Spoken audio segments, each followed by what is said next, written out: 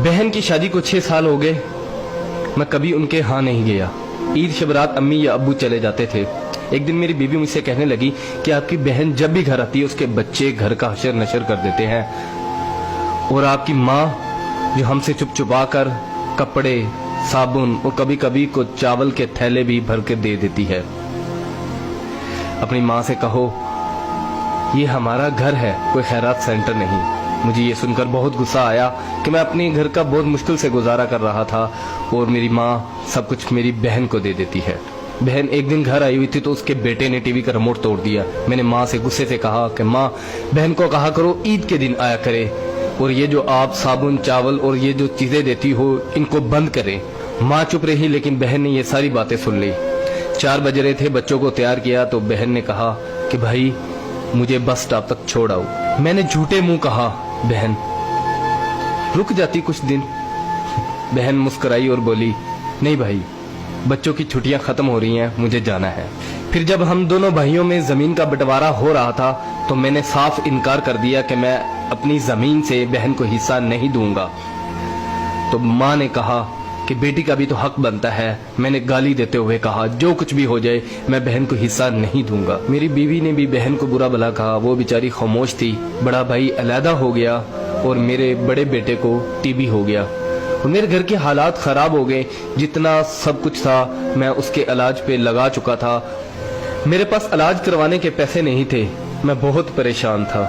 लाखों रुपए लगा चुका था और भूख सर पे थी। परेशानी की हालत में कमरे में बैठा शायद अपने हालात पे रो रहा था। उसी वक्त मेरे घर में वही बहन आई। मैंने गुस्से से बोला ये आ गई मनहूस। मैंने बीवी को कहा कुछ तैयार करो बहन के लिए। बीवी मेरे पास आई और कहा कोई जरूरत नहीं गोश्त और बिरयानी बनाने की। फिर 1 घंटे बाद वो मेरे पास आई। भाई परेशान हो। बहन ने मेरे सर पे हाथ फेरा, कहा बड़ी बहन हूँ तुम्हारी, गोद में खेलते रहे हो, अब देखो मुझसे बड़े लगते हो। फिर मेरे करीब हुई और अपने पर्स से कंगन निकाले और मेरे हाथ पे रख दिए और आहिस्ता से बोली पागल तू एवं परेशान होता है, बच्चे स्कूल थे, सोचा दौड़ते दौड़ते भाई से मिल आऊं। ये कंगन बेचकर अपना खर्च करो और अपने बच्चे का इलाज करवाओ। शक्ल तो देख जरा तूने क्या हालत बना रखी है। मैं खामोश था, बहन की तरफ देखी जा रहा था। बहन ऐसा से बोली किसी को मत बताना, तुमको मेरी कसम है। मेरे माथे पे बोसा दिया और 1000 रुपया मुझे दिया जो 150 के नोट थे, शायद उसकी जमा पूंजी थी। मेरी जेब में डालकर बोली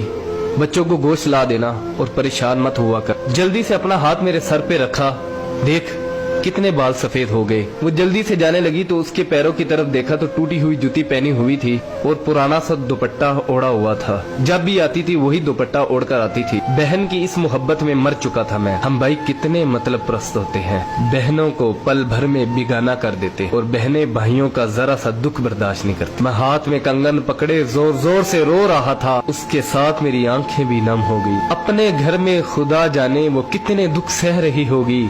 कुछ लम्हे के लिए अपनी बहनों के पास बैठकर हालचाल पूछ लिया करो, शायद उनके चेहरों पे कुछ लम्हों के लिए एक सुकून सा आ जाए। बहनें माँ का रूप होती हैं और भाई बाप का रूप होते हैं। स्टोरी अच्छी लगी हो तो इसको लाइक कर दीजिएगा, इसको शेयर भी कर दीजिएगा।